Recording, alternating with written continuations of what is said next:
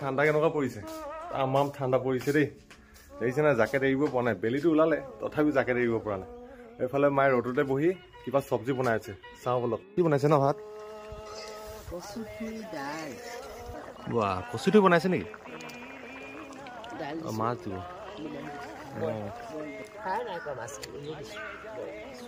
কেঁচাকে দিছে চক ইমান ডাঙৰ লাই শাক একদম বহুত ডাঙৰ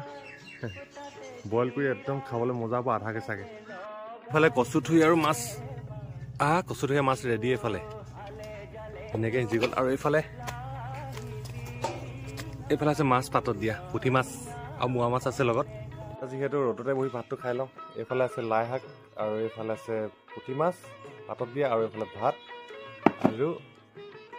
এয়া হ'ল মাছ আৰু কচু দিয়া খাই লওঁ